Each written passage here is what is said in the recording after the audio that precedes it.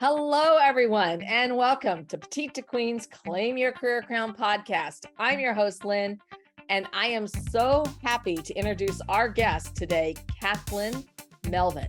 And we are going to be talking about how TEDx can help grow your business before you ever set foot on stage. I'm going to tell you a little bit about Cathlyn.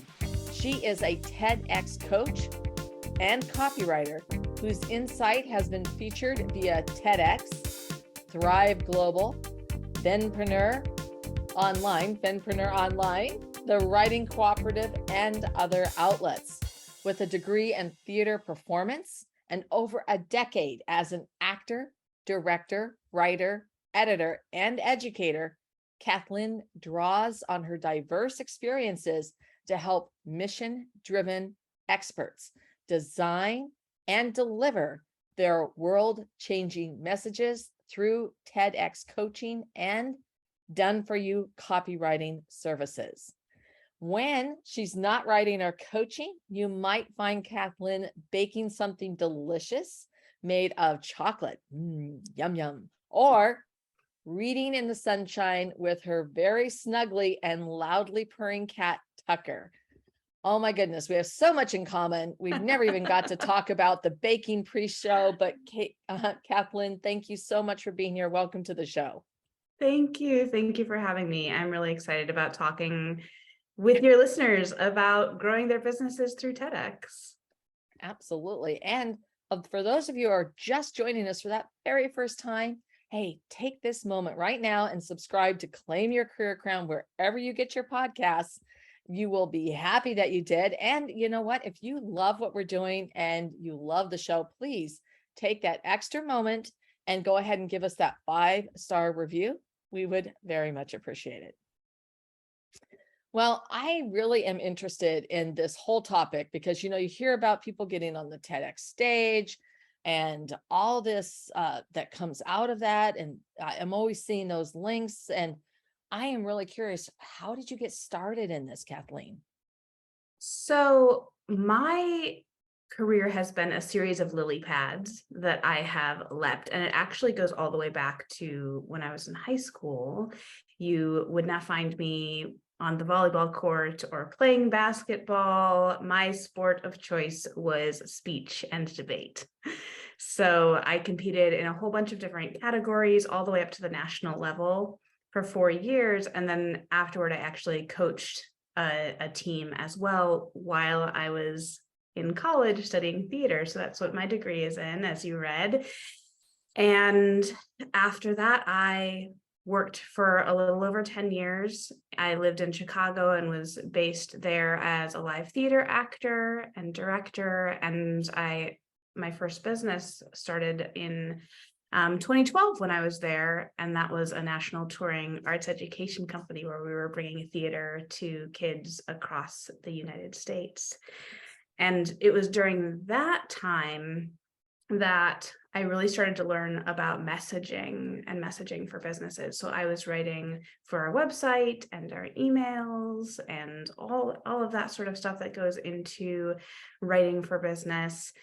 And so when I decided that it was time to leave the theater industry, that was a really natural next step for me. And I took a very brief detour, which if you ever watch my TEDx talk, you will learn about. But I did land as a copywriter and running my own business. And so once I had given my TEDx talk, I was waiting for it to come out online and sort of engaging my business network to get them to spread it when it did appear online. And my colleagues started looking at all of my experience and my history and saying, wait a minute, you've been an actor, you've been a director, you studied writing and theater in college, now you're a writer and an editor. And they would say, I want to give a TEDx talk. You have this suite of skills that is so in line with TEDx. Can you coach me? And it was really those nudges from the people in my network that made me go, oh yeah, no, I could definitely do that. And I'm so glad that I was nudged in that direction because I love the work. It really does take all of my favorite skills and put them in this beautiful Venn diagram to help people all the way through the process, from coming up with their concept and their idea worth spreading, to customizing applications, to drafting and editing the talk, all the way up to getting it up on its feet, memorizing it, and getting it ready for that final performance. Wow, that's fantastic. And I'm really curious because as you're talking about this aspect of your business of really helping people put that talk together, and coaching them, do you have a specific process that you follow, or how do you help your clients put this together? Yeah, I do. So with my one-on-one clients, I take them through a process that's two basic phases. So in the first phase, it's 6 weeks and that's where we're really focusing on taking the general idea that you have of maybe kind of sort of what you want to talk about and pulling that down into a really refined idea worth spreading, one that is succinct, one that is really clear, one that is compelling, so that as organizers are sorting through applications, they go, oh, we need this talk at our event. And then that first 6-week phase goes from figuring out your idea to figuring out what events are right for you, because there are over 3,500 TEDx events every single year. And so you've got to narrow that down, right? You don't want to be sending out 3,000 applications. So we usually shoot for about a dozen. And then we work through those applications and look at the different pieces that are required, because every TEDx event is independently organized. So every application is going to be different, and they're all going to ask for slightly different information. So making sure that each one is really focused to what they need. So that's that first phase. And then the second phase is a 12-week phase. And that's where we really start thinking about the content. So there are a few exercises that I take my clients through to figure out what sort of supporting stories and data and other expert evidence we can bring into their idea, and then finally getting it down on paper, which can be, when you're doing it, whether you're doing it with a coach or on your own, it can be a scary part to be like, it's all in my head, but now I have to put it down in story form. And so taking them from that first draft, I work on them through edits. When we get it to a point where we're like, this is like 99% there, this is really great, then I do a full edit for them before we ever start memorization, at which point I pull in a lot of tools from my toolkit as an actor, as well as when we get it up on its feet, so that by the time their event rolls around, they're feeling really confident, they're feeling really powerful, and they can bring all of that really strong and positive energy into their event instead of living in anxiety. Something that I really want for all of my clients is to feel the joy of sharing their message. And so that's the process that I take them through. And with my new group program that is launching right now and is opening up, we meet, our first session is on February 14th. In that program, it takes that same framework, that same system, and moves you through. So it's very curriculum based, and then supported by live coaching calls as well. All right. Well, that sounds fantastic. And then you are able to help and serve many more people.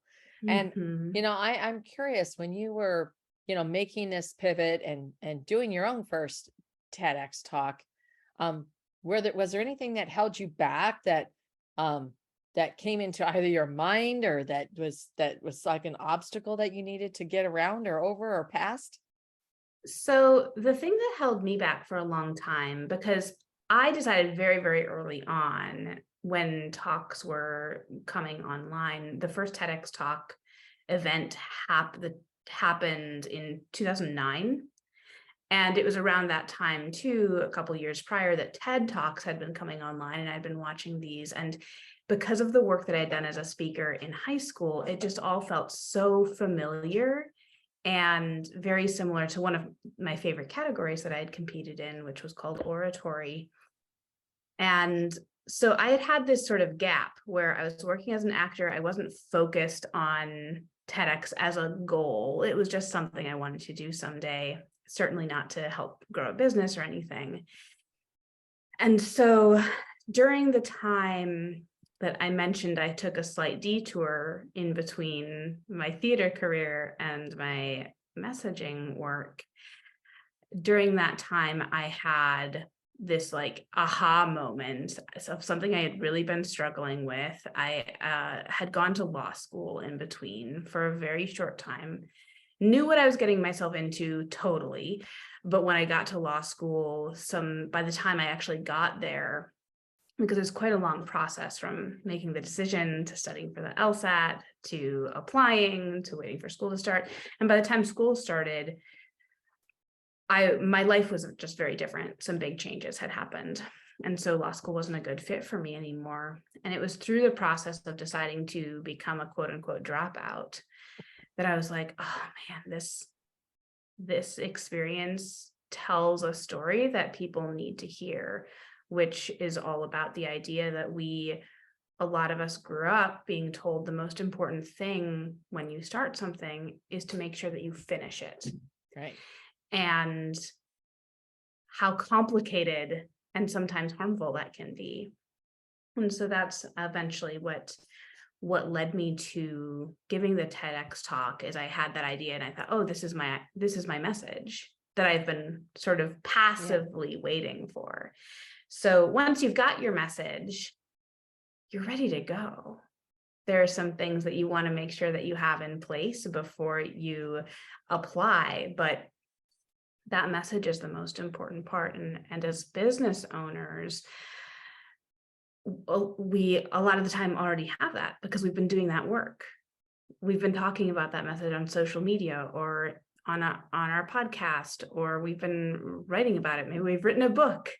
And so that message is there. We just need to then, and this is part of the work that I do with my clients, whether they're one-on-one or whether they're in my group program, is take that idea and boil it down into the idea worth spreading that TEDx is looking for. All right. Well, I love that story. I was actually immediately went back to thinking about this book that I was supposed to read in graduate school. I only made it like a third of the way through. I hated that book. I hated it with a passion. It was the first time I ever went out and got the dang Cliff Notes. I mean, I just couldn't tolerate that book, but I carried that book around with me for years because I would keep trying to read little bits of it. Like I had to finish that book, and I finally went, I hate this book. I hate this book. There is no reason I have to finish this book. Just let it go. And I'd like to say I took it out in the barbecue pit and lit it on fire or something, but I just let it go. I donated it. But it's so funny because I still remember this. I still remember this. Like, oh my gosh, I didn't finish reading that book. And now I'm a little bit better. It's like, I really don't like this movie. I'm just going to stop watching it. Sometimes I stay watching them and I think, maybe it will get better. And then, but now I'm much more like, after 15 minutes, it's like, just let it go. I don't like it. Thank you. Yeah. No, oh my goodness gracious. Let it go. I am curious though, when you're working with your clients, what do you find is one of the things that holds the people that you work with back? So there are a few things. I think that a lot of the time when we watch the TEDx talks that get shared around virally, we look at those people and we say, oh, they've already written 3 books and I've written 0, or they've been in business for 12 years and I've been in business for 2, and feeling like we need to get to a certain level of expertise or achievement or accolades before we want to take that first step. And you don't need to wait. It's never too soon to give your TEDx talk. and you can always give more. You're not limited to one TEDx talk in your lifetime. So if you've got a message that's on your heart right now that would feel good to get out into the world, start that process. And if later on there's another message, at some point I will do a second talk. There's something that I want to talk about. And I am already starting to think about like, well, what are my goals with that? Because why you want to give your talk is going to inform a bunch of things, not just how you approach the topic, but how you decide which events you want to go to and how you want to frame that. And so absolutely, as soon as you have that message, start moving forward with your talk. Well, I mean, what's fascinating is that I didn't have any idea that these were all independent events and that all the applications are unique. It sort of sounds like herding cats. I mean, just to, and then the learning curve must be pretty darn steep to get involved in this. It can be. TED, the parent organization, does not make it very easy. So you can go on the TED website and you can look at a list of all of the events that are upcoming, but there's no simple way to go from there to clicking to an application or clicking to get more information. So it's a little convoluted, and it does help to have someone with you that can say, here's how I go through, and if that search doesn't work, here are other terms that I'll tack on to try to refine and see what I can find. But it is a good starting point if you're curious about where events are, if there are events near you. If you just Google TEDx events, a page on TED.com will show up that has a map of the globe, and you can zoom in on your local area, or you can choose if you're looking for this year or for next year to see. Different events will operate on different timelines too. So some events might submit, say, hey, TED, we're scheduled for next January already. And so you might see something on there a year in advance. Other times events won't have all of their stuff together until much closer. So 6 months out, 4 months out. So I would always give yourself at least 6 months of a runway to see which events are out there, get your applications in, and hopefully get accepted to one of your ideal events. Yeah. So I'm curious about one more thing. It's because how this can help grow your business before you ever set foot on stage. Yeah. So there are 3 different ways that I encourage you to use your whole TEDx journey, because people get really excited about TEDx. They want to celebrate the fact that you are on that adventure at all. So the first thing that I encourage you to do is, when you decide to give a TEDx talk, before you've ever done your research or anything like that, post about it.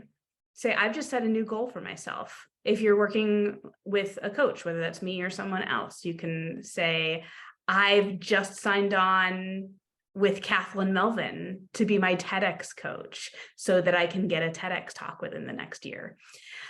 Because those types of posts, people just like rally behind. Oh my goodness, so exciting, can't wait to hear it, what's your topic? All like, they attract comments and they attract reactions.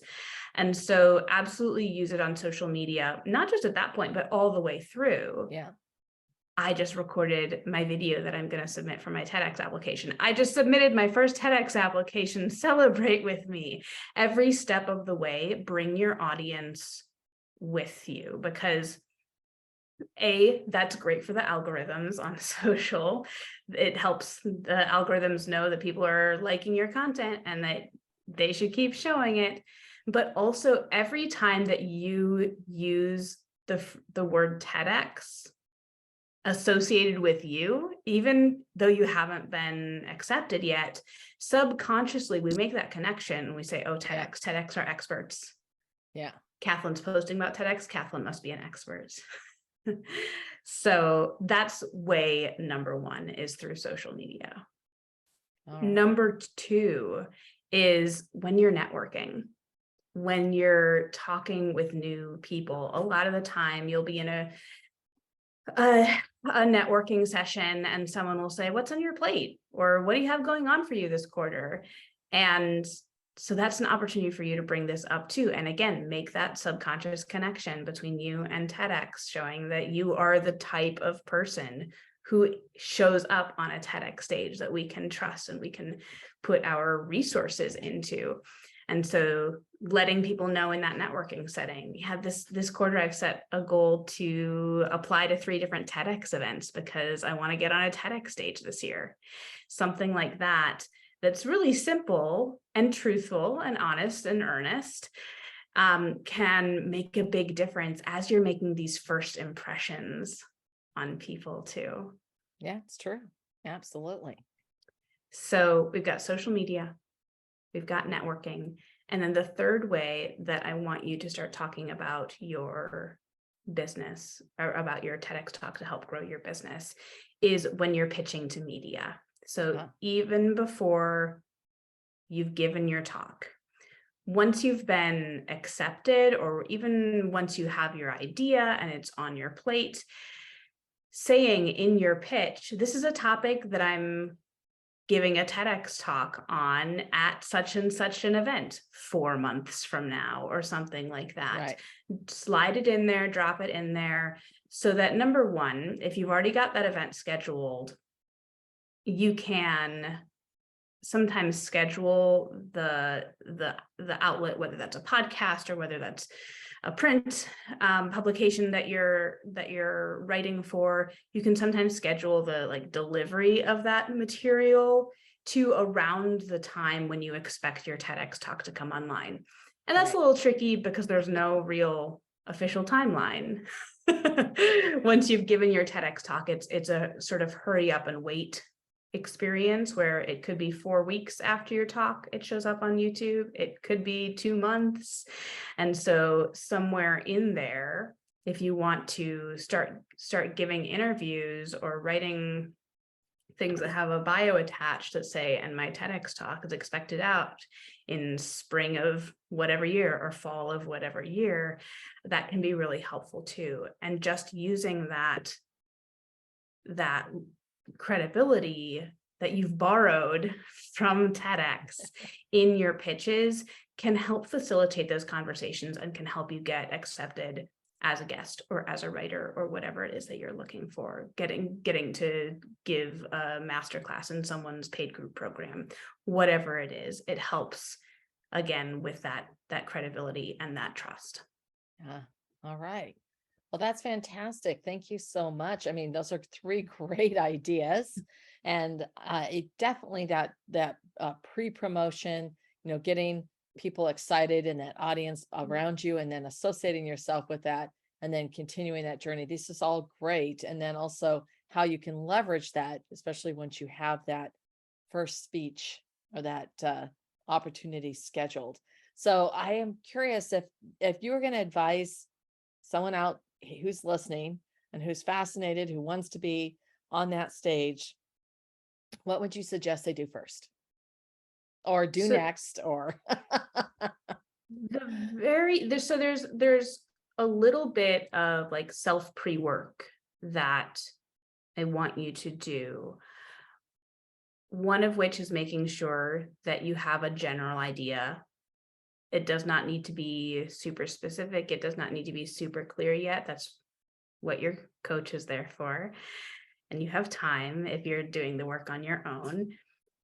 So knowing generally what you want to talk about, and then saying, okay, have I ever done any sort of public speaking, like giving a Facebook Live or being a guest on a podcast or hosting my own workshop or webinar, like those sorts of entry level getting used to talking to an audience, even if you can't see or hear them, I want you to do a handful of those things before you start with TEDx.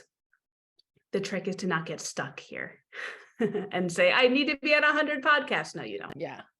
No, you don't.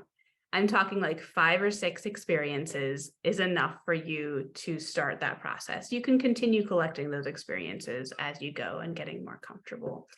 But TEDx specifically looks for experts, not circuit speakers. They're not looking for people who go from stage to stage to stage, giving their signature talk or their, keynote. They're looking for people who have an idea worth spreading. That's the most essential part. And then once you get in a little further into the process, there are some like tactical choices that I want you to make. And I have, excuse me, I have a workshop that takes you through what I call your first essential steps to getting your TEDx talk. And that goes more deeply into what your goals are, why you want to give the TEDx talk, what you want to get out of it. It goes into auditing your skill set, because with so many different parts of the process, there are a lot of different skills that you need to be really successful. And so you want to know where you're already feeling super confident, where you're like, somewhere in the middle, and where you're like, oh no, I desperately need help. Because that's going to help you decide what kind of support you need, whether you want somebody like me who is sort of an overarching TEDx support that we can customize to those different areas, or maybe you feel really strong on everything except keeping yourself accountable, and so you need an accountability buddy or something like that as your support. And then the third thing that workshop will take you through is some questions to ask yourself to get to that general idea of what you want to talk about. And even if you already have that idea, these are questions that I think are a good idea to check in with yourself about, because it might change the angle, it might change what you're trying to say in order to use your goals and achieve those goals. So if you are looking to use this as a sales tool, if you want to be able to share it on your website or share it out in your welcome sequence or something like that, you probably want your TEDx talk to address your belief stack in some way. What do potential clients need to believe about themselves, about the world, about you? What do they need to believe before they're ready to make a purchase? So you can use that content to sort of warm them up in that way. And that's why looking at your goals is so important, because it changes the context of all the rest of the work that you're doing. So that's a really long-winded answer, because I think all of that comes before what I consider is like the start of the TEDx process. But I think that it's all important stuff to look at. Yeah. Oh, absolutely.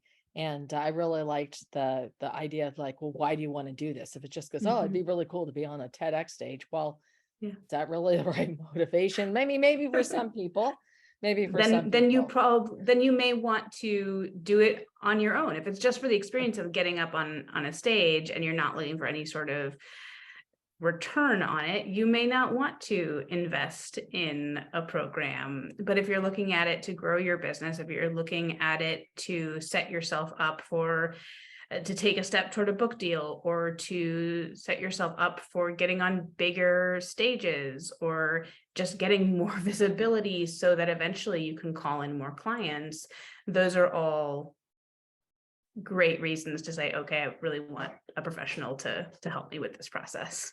Yeah, absolutely. Absolutely. So Cathlyn, thank you so much for sharing how TEDx can help grow your business before you ever set foot on the stage. And you are so right. There's so many different ways you can do that. I know that this has been incredibly valuable to our audience, and they're going to want to know more about you and where they can connect with you. So if you're listening to this when it comes out, I have a Q&A coming up on January 31st that is free. You can register at rightcatcreative.com/TEDxQA, and that's RIGHT catcreative.com. And I offer those usually once a quarter. So if you're listening to it later, you can go to that same URL and set yourself up for the one that's upcoming. But the next one that I have on the schedule right now is January 31st. So that's a great place to find me, connect with me. I go through a lot of the sort of tactical questions that I get frequently asked. And then there's always time to ask your own questions that are lingering at the end as well. And then if you want to find me on socials, I am on LinkedIn, Cathlyn Melvin, CATHLYNMELVIN. I am the only Cathlyn Melvin in the universe that I know of. So you'll find me there. You can also find me on Facebook, either at Cathlyn Melvin or at Right Cat Creative, and on Instagram at Right Cat Creative. All right. And we'll make sure to put all of those links right below so that Cathlyn is one click away. And I love this talk. It's been so informative. And for everyone who tuned in, thank you so much for joining us. And if you have ideas that you would like to share, you can leave us a comment down below. We'd love hearing from you and hearing your thoughts. And if you have a specific question or would like to suggest a topic for discussion, you can email us at jointheconversation@petitetoqueen.com. And to stay current on all our insightful advice, our breakthrough advantages, incredible episodes like the one today with Cathlyn, you can sign up for our weekly wisdoms newsletter at petitetoqueen.com. And once again, I want to thank everyone who tuned in and listened. And Cathlyn, I am so grateful that you came on today. You shared so much knowledge. Thank you so much for being here. Thank you for having me. This was really great. I appreciate it.